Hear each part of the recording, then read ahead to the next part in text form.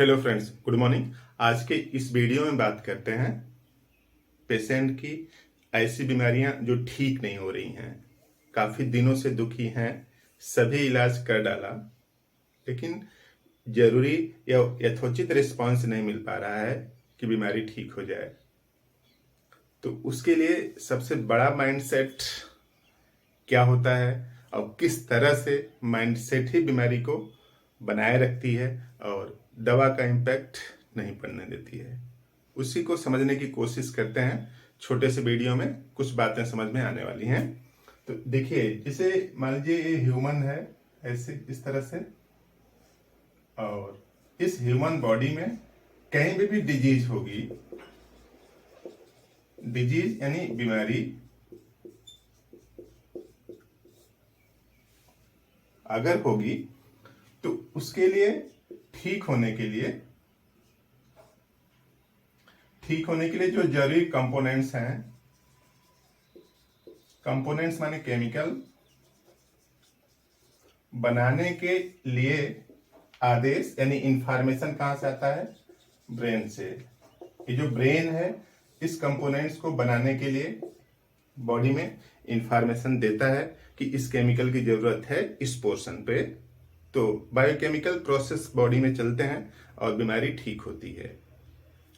अगर body response नहीं कर पा रही है तो बाहर से मेडिसिनल सपोर्ट की जरूरत है, मैकेनिकल एड की जरूरत है। तो जो भी हम लोग सपोर्ट बाहर से देते हैं वो हेल्प करती है शरीर की, ताकि वो बीमारी दूर हो सके। और अगर हेल्प की जरूरत नहीं है तो शरीर अपने से भी ठीक कर लेगी। जैसे छोटे बच्चों में कई बीमारियां ऐसी होती हैं जो कि अपने से सही हो जाती हैं, बच्चे खेलते रहते हैं इधर उधर, कोई दिक्कत नहीं आती है। लेकिन वही बीमारी अगर बड़ों में होती है तो मेडिसिनल सपोर्ट की जरूरत पड़ती है। तो मेडिसिनल सपोर्ट है तो यहाँ पे जो कंपोनेंट्स हैं, केमिकल है, वो इंफॉर्मेशन किसका आएगा? ब्रेन का आएगा। और सबसे बड़ा डिस्टर्बेंस यहाँ पे क्या है? Suspicious temperament. सस्पिशियस यानी शंकालु।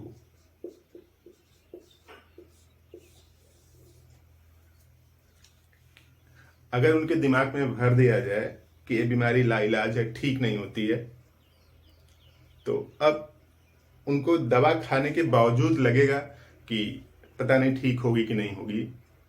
लोग बोलते हैं कि ठीक नहीं होती है।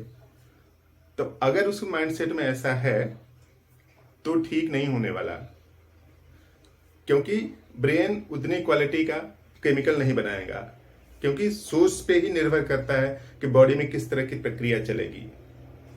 और कुछ लोगों का सस्पिशन इतना ज्यादा रहता है कि जिस डॉक्टर से मैं ट्रीटमेंट ले रहा हूं, पता नहीं उसने इस बीमारी को ठीक किया है कि नहीं किया है। कई लोगों के सबसे बड़ा जो क्वेश्चन यही होता है कि वो उसी डॉक्टर से इलाज कराना चाहते हैं जो कि उनको लिख के दे दे कि हाँ, मैंने इस बीमारी को इस तरह से ठीक किया है। अगर ऐसा है तो लोगों का माइंडसेट इस तरह से भी होता है। देखिए, अगर उनसे बता दिया जाए कि इस रोड पर परसों यानी 3 दिन पहले कोई एक्सीडेंट हुआ था, कार से, बाइक से, तो कोई भी एक्सीडेंट हुआ था, तो क्या इस रोड से जाना बंद कर देते हैं? ये रोड अब नहीं चलती। एक्सीडेंट हो गया था, या कोई ट्रेन है उसका एक्सीडेंट हो गया था, तब ट्रेन में नहीं बैठेंगे। ट्रेन में बैठते हुए जितने दूर तक यात्रा करेंगे उनके दिमाग में चलता रहता है, चलता रहेगा कि कहीं एक्सीडेंट न हो जाए। ट्रेन में भी सुकून से नहीं बैठ पाते। कार में बैठे हैं, ड्राइवर लेके जा रहा है, तब भी लगता है कि कहीं एक्सीडेंट न हो जाए। तो अगर ये माइंडसेट है कि एक बार ऐसे हुआ था इसलिए फिर ऐसा हो जाएगा, या फिर उनके साथ ऐसा हुआ था, यानी उनकी जो बीमारी हुई थी वो ठीक नहीं हुई और उसी बीमारी से उनकी डेथ हो गई, तो अगर मुझे भी हो जाएगा तो मेरी भी डेथ हो जाएगी। ऐसे लोगों का माइंडसेट शरीर को खुद नुकसान पहुंचाता रहता है और इसी की श्रेणी जो है ऑटो इम्यून डिसऑर्डर होती है। ऑटो इम्यून यानी खुद की इम्यूनिटी खुद को नुकसान पहुंचा रही है। इसी को फंक्शनल भाषा में देखा जाए तो खुद का माइंडसेट खुद को नुकसान पहुंचा रहा है। अपने बारे में पॉजिटिव सोचना है कि मेरी बीमारी ठीक होने वाली है, उनकी नहीं ठीक हुई तो क्या हुआ, मेरी बीमारी ठीक होगी। अगर इस तरह का माइंडसेट है तो बीमारी को ठीक होने में थोड़ी सी आसानी होगी। अब इस तरह का नेगेटिव माइंडसेट है कि उनकी बीमारी ठीक नहीं हुई थी तो मेरी भी ठीक नहीं होगी, ये सरासर गलत बात है। और बीमारी को ठीक होने में सबसे बड़ा हिंड्रेंस यही है। तो ऐसे संकालु सस्पिशियस टेम्परामेंट के पेशेंट को ट्रीट करना बहुत टीडियस कठिन काम होता है, क्योंकि उसके दिमाग में और कुछ चलता रहता है। अच्छा, ये डॉक्टर ऐसा है, वो वाला डॉक्टर तो इस तरह से था, ये डॉक्टर, सब कुछ दुनिया में सब लोग अलग अलग है ना, सब कुछ अलग अलग है और सब लोग अलग तरीके से फंक्शन करते हैं। तो आप भी यूनिक पर्सन हो, तो आप किसी से रिलेटेड नहीं हो कि उनको एक बार सांड ने दौड़ा लिया था, लाल कपड़े पहन के जा रहे थे, तो अब लाल कपड़े नहीं पहनेंगे क्योंकि सांड दौड़ा लेता है लाल कपड़े पहनने से, तो अब आप कहीं भी लाल कपड़े पहन के नहीं जा सकते। तो इस तरह का जो नेगेटिव माइंडसेट है खुद को नुकसान पहुंचाता है। इसी को मेडिकल भाषा में ऑटो इम्यून डिसऑर्डर बोलते हैं। तो ये फंक्शनल है बॉडी में और स्पिरिचुअल यानी माइंडसेट हो जाता है, संकालू नेचर का भी हो जाता है। हमेशा अपने बारे में नेगेटिव सोचता रहना, अच्छा उनकी सोते सोते डेथ हो गई, कहीं मैं सोऊं तो डेथ ना हो जाए। तो इस तरह का जो माइंडसेट है कि हमेशा सब कुछ नाप तौल के